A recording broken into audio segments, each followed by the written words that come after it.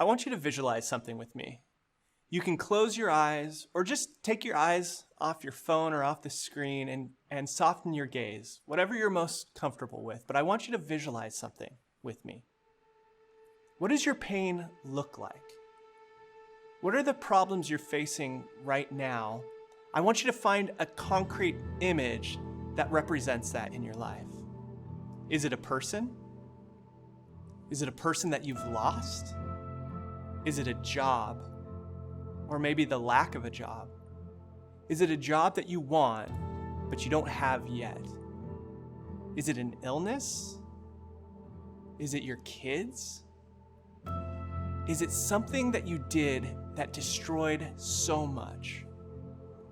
Or maybe it's someone else's words that you can see, someone else's words that someone said to you. What does your pain look like? Get a concrete vision in your head. And I want to ask you, what does your pain feel like? Where do you feel it? In your gut? In your heart? Maybe tension in your neck or your jaw, your fists are clenched. Is it a sharp pain or a dull longing? Maybe a frantic anxiety or a hot anger. Can you name it? What's the name of your pain? Is it disappointment? Discontentment? Is it loneliness?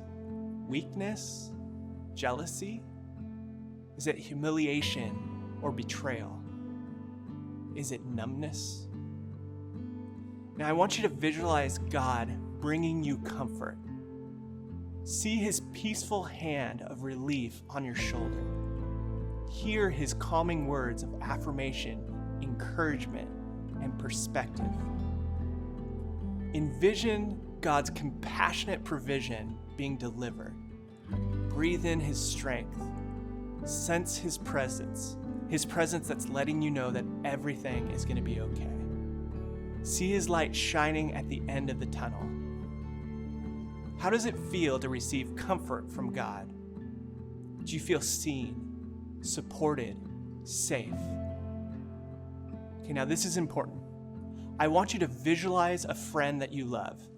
See them in a coffee shop. They're waiting for you.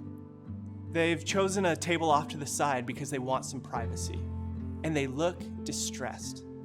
You can recognize their body language as saying, "I'm hurting. I'm in an impossible situation."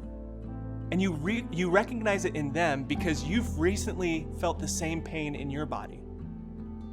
So you sit down, and as you do, their countenance calms. You already know, but you ask anyway, and they feel safe, so they open up. You don't try and solve anything. You just make sure that they know that you hear them and that they're not crazy for feeling the way that they feel, because you felt that same way before. You also feel a little anxious because you're not quite sure what to say. So instead of trying to give wisdom, you silently tell Jesus that you're anxious. They keep talking, you keep listening. You stay in touch with your feelings, and more importantly, you stay in touch with Jesus and the leading of his Spirit. Now, I want you to visualize the end of the interaction.